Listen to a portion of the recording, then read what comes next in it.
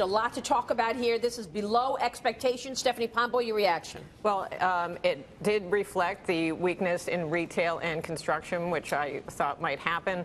That retail is really probably going to be ongoing. You know, the numbers plus 50 in February were unsustainable and just didn't fit with reality. Construction, you know, we'll see how that fleshes out.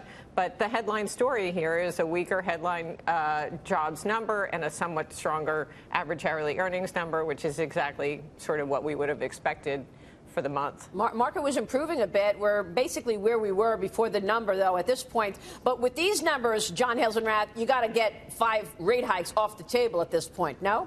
Well, you know, we're going to have Jay Powell talking later today, and also John Williams, who's going to be the president of the New York Fed, and we'll get some insight into that. Yeah, I think the Fed is steady as she goes off of this number.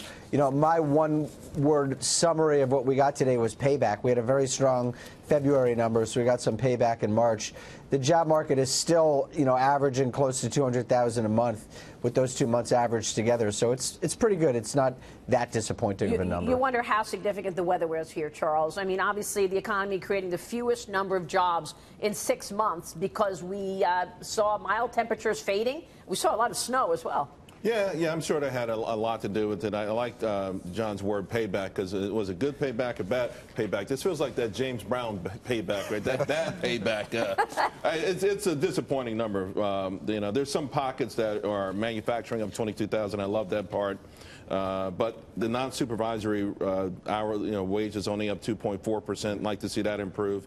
Labor participation down. So, you know, it was certainly a dud. We'll see what happens on revision. I am shocked that the market is going down. Wall Street was rooting for this number. Yeah, this seems like the kind of number that the market should be happy about. It's a very safe number. Exactly. We're not worrying about inflation. Makes Jay Powell's job easy. From a Main Street perspective. So bad news is bad news. But it is. But from a Main Street perspective, again, you look at this, if you're looking at these numbers and you say wages still really aren't moving, the job creation wasn't great. We're seeing, you know, small job creation numbers in some of these key sectors. It isn't really a good report, even though the market might end up liking it, although right now it doesn't look like it does. It's not a good report for Main Street. February was revised upward, guys, just saying. Yeah, what's pretty interesting, though, is that the 10-year Treasury is actually selling off, so you're seeing yields come down. So what impact is that going to have on the Fed? Why is the bond market worried specifically about this? I mean, the Fed's going to raise rates, yet the yields coming down on the 10-year Treasury. Well, this is the story, is that underlying all of this, I mean, there's just not a strong consumer economy right now.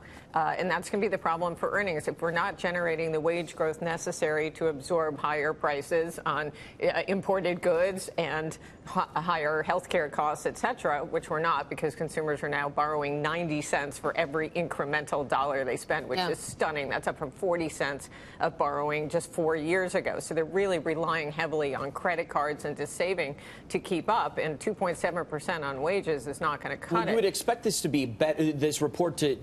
That's why it's so disappointing, because we finally got fiscal stimulus, right? We finally got, all of a sudden, the tax cuts. We should start to see this trickle through. Yeah. January, February, it should have gotten stronger in March, right? The weather shouldn't have impacted as much. Because guess what? The weather didn't impact when we had 2 hurricanes in 1 month. I mean, we actually.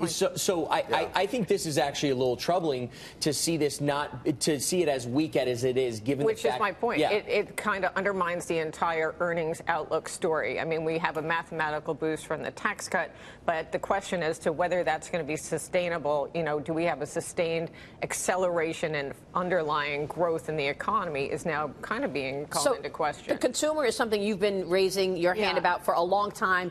You wanted to poke some holes in that. Stephanie said, bring it. What's the problem? I'm still waiting. Well, let me just have the CEO of Lennar help me out here, since he might have more credibility than me.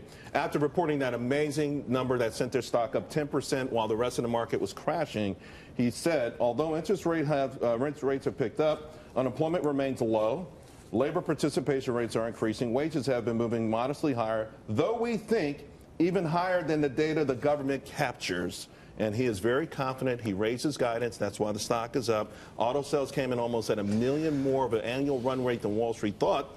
there's a certain amount of bifurcation in the economy, which is why I always root for the goods-producing jobs to do well. So you're saying the consumer is not as weak as what Stephanie said? Absolutely not. And I also think the consumer is smarter. So the consumer, when things start to get a little better, they're not going to go out there and spend it all. That's another reason I think some of the wage concern is sort of, I think it's overblown. And again, the American Banking Association captured this. They said that the consumer, the American Banking Association, with this report that came out, the consumers are supposed to, the consumers here, this is a great line that they use, that they continue to make judicious decisions when managing their debt levels. Okay, that greater job stability and increased take-home pay have allowed consumers to make more purchases while keeping balances low relative to their income. The consumer is smart. They've been scarred by the Great Recession, but they are out there. They're spending when they have the money, when they feel flush, but they're not going to get over their skis. Yeah, but you're saying they're saving it all, right? No, the savings rate only ticked up in the last couple of numbers. It's still relatively low. I think, what, 3% from 2.4? 2.4 to 3.4 in 3 months. Right.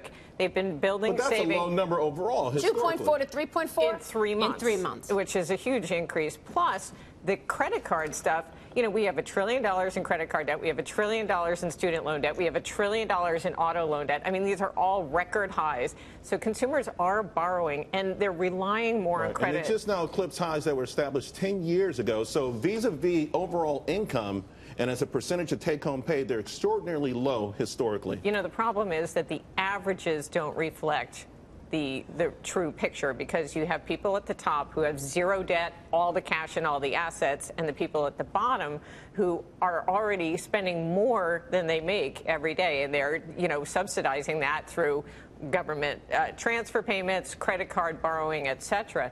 So it's a really bifurcated economy, and the averages aren't really telling you the story. But net, when you look at the average consumption statistics, we've had 3 back-to-back months of negative retail sales since the tax cuts were enacted. Consumer spending more broadly has slowed to 0.3% over those 3 months on average versus 0.7% in the 3 months prior. I've made a fortune in retail stocks. I've made a fortune in Foot Locker, Macy's, all of these retailers since the tax cut was enacted. They have done an extraordinary job. But even in an Amazon economy. And Finish Line Even in an Amazon economy. And 2 weeks later, it was taken over at 13.5. So I don't know. There are two different stories out there. There's, to me, the real life story. And then there's sometimes the numbers and the data, which can get conflated from time to time. However, the consumer discretionary sector has underperformed the market over that same stretch. So your stocks may be doing, you may have picked the right stocks, but consumer discretionary is down recently is because of Amazon and Netflix. But you don't want to say they've been outperforming like crazy, in part because of Amazon and Netflix. But these brick and mortar names have done very well this year. But when it comes to the consumer, their confidence is still relatively elevated, right? Their consumer confidence is still extremely high. But you're also seeing that translate on the business side too, where you're seeing durable goods numbers. So what I'm getting at is that business confidence was really high, but we didn't see it come into the numbers till the latter half of last year, where we started to see durable goods numbers started to do really well. So it's going to take a while for the consumer confidence numbers, I think, well, you had post-hurricane rebuilding that really ramped up the durable goods side of it. Consumer confidence bottomed in 2009 and has been a straight line up since then. Every month it hits a new high, and everyone says consumer spending is going to accelerate, and it doesn't accelerate.